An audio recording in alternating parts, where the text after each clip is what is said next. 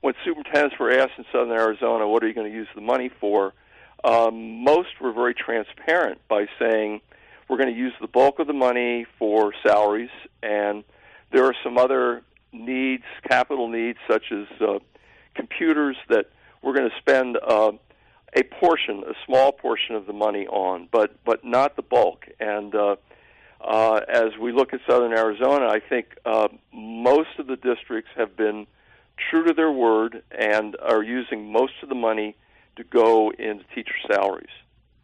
That isn't the case, apparently, at TUSD. Is it about 30% they have said is going to go to teacher salaries? Yes, and I'm dismayed by that. I'm really, really surprised. I'm astonished that the district would take that direction. I don't think, as a voter, that was an authentic response to what Proposition 123's purpose was.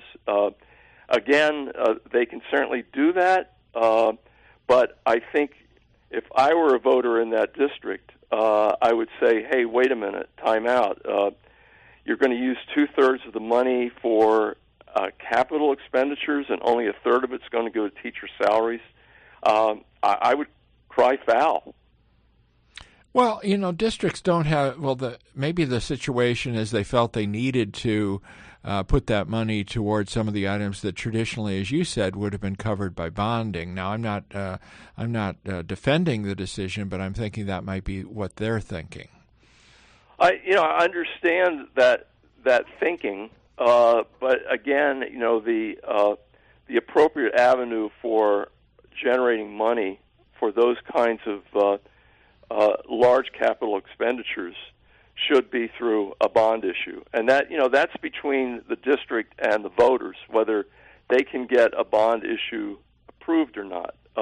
But I think most districts realize that the major front and center problem related to this proposition was to get money in the hands of teachers, because the issue of teacher retention, the issue of raising salaries not only on the short-term but long-term basis was the general intention of this proposition. And to say only a third of it is going to go to teachers and classified employees, I would think that it's probably a surprise to the employees as well, because I never heard that was the intent previously. You're speaking with Dr. Robert Hendricks, our Buckmaster show education contributor. But what about the distribution? What about those points, the first point especially, Dr. Hendricks?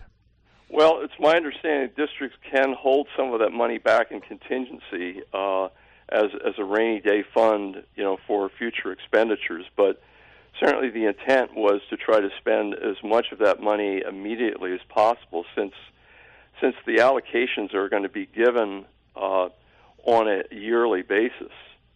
So one would believe that the intent was to spend that money, if not immediately, within a very near future, because that's where the power of those dollars are going to come, by spending it as you can.